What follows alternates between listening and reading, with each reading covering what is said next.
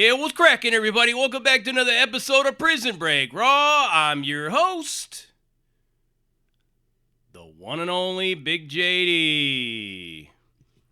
In the federal prison system, paperwork, the hard copy, is not necessary. It's very easy to find out what somebody got just by going to Pacer, just by going to the U.S. courts. If you got somebody's name, if you got what their case number is, you can run that shit through Pacer or any other service like that and get the docket sheet. On that docket sheet, you will find out just exactly what went on in the course of this person's pretrial all the way to the end. If they were found guilty, whatnot. The way the feds work is that you don't really need paperwork, but the kind of paperwork that you get in the feds is called the PSI or the PSR, the pre-sentencing report. Since John Ashcroft in the Department of Justice, or when the Patriot Act came out and all these other things started to occur, they wanted to protect and conceal the identity of people that were cooperating with them, because they have to document everything. It doesn't matter what it is. Whatever you say, whatever goes on, even if you cough, you clear your throat, you pick your nose, whatever it is, the feds, they log all that shit down. They keep a paper record of everything that you say. They can't leave nothing or omit nothing off of the record. The only thing that they could do is redact. Feds work much different than local and state systems. So whenever you cooperate with the feds, unless you go into the informant program, when you're working for them on the streets, you're getting paid. Your tax dollars are paying for these people to go out there and make arrests, to go out there and gather information for them. You're like a gopher for the federal system, for the DEA, for the ATF, for ICE, the FBI, whoever it may be. When somebody just cooperates and gives information up on, let's say, their co-defendants, this is the reason why they got rid of the PSI in the federal system, why you can't possess it on your property. Because number one, they look at it as a document that is pertaining to your court case. It has nothing to do with an appeal process or anything like that. It's not a police report. It's just a document about who you are, all your facts. Where you were born, where you were raised, where you gone to school, where you did your time in prison, how many prior offenses you got, all of that shit. It's a complete study of you. So the federal government looked at it like there's no reason for you to have possession of that in the federal system, because it's not a document that you need for an appeal or anything like that. So they took it away from us. Some people still sneak it in. But how do you really find a rat? Or how do you really find somebody that cooperated with the authorities on a case? All you have to do is go to the docket sheet. In the docket sheet, it will say everything that happened. Every motion that was filed, every continuance, every delay, all of that stuff. The jury picking, evidence hearing, grand jury indictment, what was said in it, all of that stuff. So they have something called a Rule 35. Now, a Rule 35 hearing is to determine if you should get lesser time than what the guidelines that are set for you. Remember, we talked about the guidelines in the last one. Your base offense goes down, your criminal history category goes across. Most people don't fall into a category 6 unless you got a really long record. And most of your record's recent. Also, one thing to remember, the only cases that the feds can use is they can only go back up to 15 years for your felonies. And it don't matter if it's murder, rape, robbery, whatever it is, they can only go back 15 years. For misdemeanors, they can only go back 10 years. So somebody can have a long criminal history from the early 1990s, get busted right now, and none of those cases can be used against you as priors. They can only be used as factors. This person has an arrest history, but they can't use those to enhance your sentence if they're over 15 years old. Whatever cases they can use will show up in points, 3 points, whatever. Now, if you have any kind of violence at all, they can use 2 points on you in that, in as far as your placement in the federal system. But how does one go about getting a downward departure that we talked about before? So a downward departure or a Rule 35 are two separate things. The Rule 35 is in the process of your sentencing, and it's to get you lesser time based on several different factors. Maybe mental factors, if you got, like mental disabilities and stuff like that. Maybe you were under duress. Maybe you were forced to be a part of a crime or something like that. They can give you lesser time for that. Now, there is something else called a 5K1 downward departure, and that requires a motion as well. When somebody applies for a 5K1 motion to downward depart, it basically means that you cooperated, and your reward would be to be downward departed outside of your current category into the lower category or lower 2 categories. It's up to the judge. Everything is up to the judge. People talk about plea agreements in the feds. Well, a plea agreement only goes so far. And if you did have a plea agreement going, it's going to show up in your docket sheet as well. So a downward departure would be a part of that plea agreement. You cooperated with the feds. You gave them information about your co-defendants. Or you gave them some information that led to an arrest in another case. A downward departure motion, a 5K1 downward departure motion will be logged into the court docket. And the prosecution will put out their remarks in favor or against it. But ultimately, it's up to the judge. So in essence, somebody can rat on somebody in the feds, and the judge can still say, well, fuck you. You did your civic duty as an American. You're still getting the same amount of time. There's nothing written in stone. It's not like the county in the state or anything like that. Well, the prosecutor and your attorney can get together and decide what kind of a sentence you're going to get. It's all up to the judge.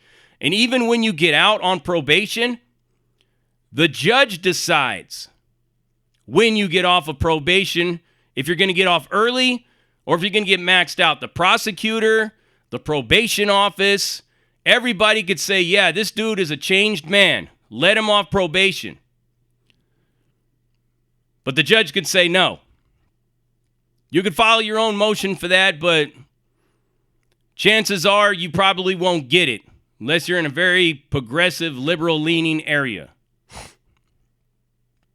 So how do the homies use all this in order to find out who people are? Since you can't actually look at a hard copy of anything unless somebody's appealing their case, you can go into the law library, follow them in there. And when they have their case on a disc or anything in the law library, because they have computers in there, you could look at this person's deal. But you won't be able to really see the PSI because it's irrelevant to an appeal. So what the homies do, and what many other cars in the feds do now, is they look at a docket sheet. They go to Pacer. It's a government website. It can't be manipulated. It can't be lied about. It has a direct link into it. All somebody has to do is run your name through and they look at your docket sheet. If you have a 5K1 downward departure motion logged in on the docket sheet, guess what? The homies are going to know that you're a rat. Simple as that. If you have a Rule 35, everybody's going to know there's something weird about you. What we look for in this docket sheet when we get it back, we'll tell you to send it yourself. And when it comes in that sealed letter, you're basically going to open it up. You're going to take the envelope and everything over to whoever's running that spot.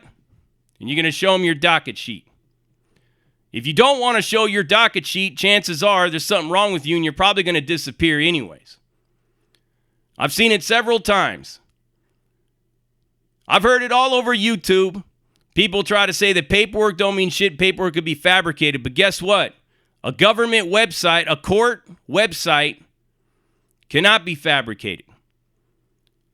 That basically will tell you who this person is. With that Rule 35, with that 5K1 downward departure, all of that shit. That's how they do it in the feds, a little more sophisticated than on the state level. The state, they still rely on hard copies, on 128Gs in California that really don't tell you the full story about somebody.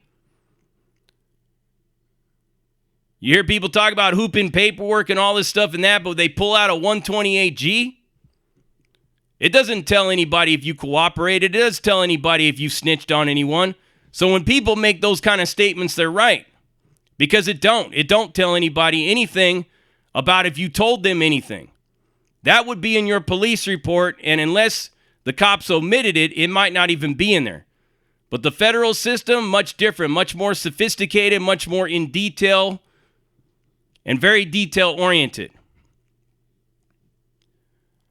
So that's how you break down, like, finding out who somebody is. If somebody cooperated, if somebody gave them information, all you have to do is enter their federal case into the PACER system, into the U.S. court system. Bam. Pops up right there. It tells you everything that went on in there, in that case. This is the reason why people like myself, people that have been in disciplined, organized cars, this is why we don't make accusations against people. This is why we don't call people dirty names and accuse them of being chomos and rats and rapists and weirdos, unless we know for sure. But it's really easy to find out about somebody. Damn near everybody that goes into the federal system will end up in the newspaper wherever they came from. All you got to do is run that person's name through the newspaper and bam, they're going to show up. If they're any kind of a sex offender, they're going to be on there. If somebody is a sex offender, they're going to end up on Megan's Law anyways as a register. But when they go into the system, if they have a sex crime, it's not going to show up at the docket sheet, but that's a simple one. All you got to do is go to their local newspaper of where they came from. Another one is everybody already knows that you have a lawyer, and your lawyer works for you on your case from the moment you're assigned this public defender or appointed attorney or your own attorney all the way into the day that you're off probation. This person works for you. Anybody can get on the phone and say, send my PSI to this person right here. Send my discovery, my police report, everything to this person right here. And everybody knows exactly what you're about because it comes straight from a lawyer.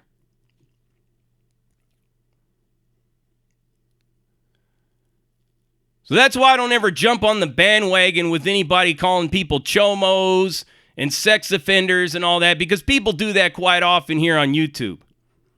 They constantly accuse somebody being a sex offender. They constantly call people cop callers and rats and everything else, yet they have no legal documents to prove any of it. And then they'll tell you that legal documents aren't necessary. They know without a fact. But nah. There's government websites out there that'll give you all that information. There's courts that all you have to do is have a case number and go to that courtroom and you can get that person's case. Unless, of course, they had it sealed. Unless, of course, they had it locked down like a drum in the case of Savage Studios, whose stalking and lewd acts case at Walmart is completely locked down like a drum. And it's got to make you wonder, why? What are you hiding? To spend all that money on an attorney to have that case locked up, that case sealed. First time I've ever seen an adult record sealed completely without being viewed was that man's case right there. So everything ain't all what it seems. A lot of people throw a lot of smut around on YouTube. But in the grand scheme of it all, it goes like this. The U.S. courts keeps a record of everything. And anything you want to know about somebody that you may be fucking with, somebody that you might be kicking it with, all you got to do is punch in their case in Pacer, and you will find exactly everything that went on the docket sheet, all the motions and everything that were being looked at. If you cooperated, you're going to show up in a Rule 35 or a 5K1 downward departure every single time. Whether you get it or not is another story, but your lawyer's going to file it if you cooperated. This is what happened in the case of Enrique Tarrio. He cooperated with them. He got a 5K1 downward departure. That's how everybody was able to find out just exactly what he did and what he said, because it was all in the motion. And it's all right there in the court records. You already know what it is. And you heard it right here. Prison Break Raw, uncut, uncensored, no holds barred, non-sugarcoating, not politically correct, all up in your face, slapping you with that dick of reality. And I'm out.